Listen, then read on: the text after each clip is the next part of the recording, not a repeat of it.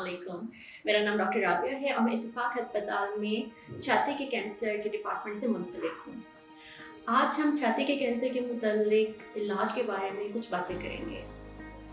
इस मामले में आवाम को थोड़ी सी अवेयरनेस होना बहुत ज़रूरी है कि जब वो छाती की गिल्टी या छाती की तशख़ीस के लिए किसी डॉक्टर के पास जाते हैं तो उन्हें पता होना चाहिए एक बेसलाइन लेवल पे कि उनको क्या एक्सपेक्ट करना है। छाती का कैंसर काबिल इलाज है। अगर मरीज़ अर्ली स्टेज पर आता है तो मरीज़ की लॉन्ग टर्म सर्वाइवल के ऊपर उसका बहुत ज़्यादा इफ़ेक्ट आता है।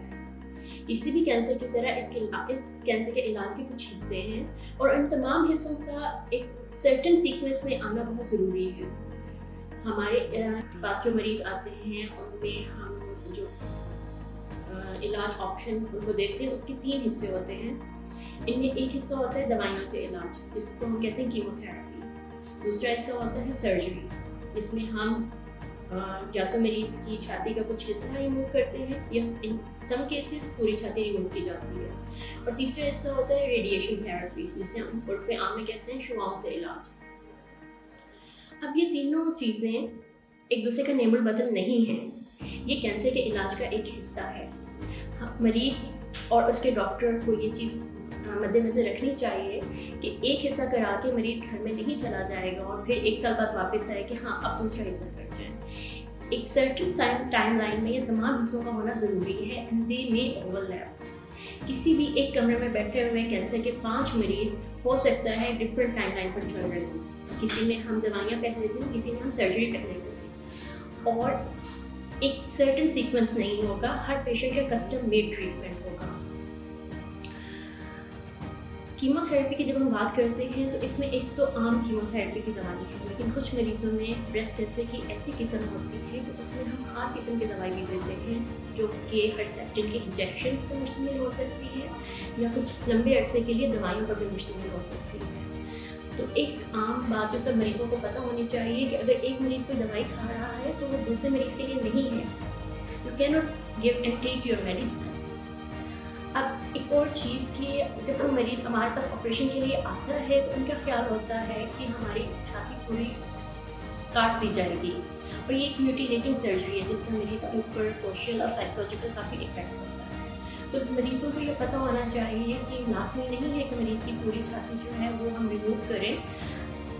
ये जो ब्रेस्ट की सर्जरी का डिसीजन है ये मरीज़ की स्टेज के ऊपर डिपेंड करता है। और फर्स्ट अगर मरीज़ की पूरी छाती उसके कैंसर की स्टेज के हिसाब से हमें रिमूव करनी पड़ भी रही है तो हम बाद में मरीज़ को रिकन्स्ट्रक्शन सर्जरी ऑफर कर सकते हैं, जिसमें हम मरीज़ के ही जिस्म का एक हिस्सा लेके उस हिस्से में ब्रेस्ट बना सकते हैं या हम उसमें इम्प्लांट भी डाल सकते हैं। एक और चीज़ जो कि कम उम्र में हमारे मुल्क में ब्रेस्ट कैंसर होने की जो शरह है वो बाकी दुनिया से काफ़ी ज़्यादा है। तो ऐसे मरीज़ों में जिनमें 30 साल से कम उम्र में छाती का कैंसर हो रहा है, जिनकी ख़ानदान में छाती के कैंसर के बहुत ज़्यादा मरीज़ हैं, जिनको दोनों तरफ छाती में कैंसर है, ऐसे मरीज़ों को हम अपनी ज़ुबान में कहते हैं रिस्क रिडक्शन सर्जरी। वो ऑफ़र की जाती है जिसमें दोनों तरफ टोटल ब्रेस्ट रिमूवल की जाती है और बाद में लेटर ऑन हम मरीज़ की छाती दोबारा बना सकते हैं। जो मरीज़ कीमोथेरेपी पर हो और उनकी फैमिली कंप्लीट ना हो वो अपने ऑन्कोलॉजिस्ट वो डॉक्टर होता है जो कि मरीज़ को कैंसर की दवाई देता है, अपनी फैमिली प्लानिंग डिस्कस कर सकते हैं ताकि वो उनको एक ख़ास किस्म की दवाई दें ताकि उसकी लेटर ऑन जब सारा ट्रीटमेंट पूरा हो जाए और मरीज़ सेफ जोन में हो जाए तो अपनी नेक्स्ट बेबी प्लान कर सकें। इत्तेफाक अस्पताल में ब्रेस्ट कैंसर अवेयरनेस मंथ के हिसाब से हम लोग अपने मरीज़ों को ब्रेस्ट कैंसर स्क्रीनिंग ऑफर कर रहे हैं जिसके लिए 30% डिस्काउंट है on the mammogram, ultrasound and screening protocols. शुक्रिया।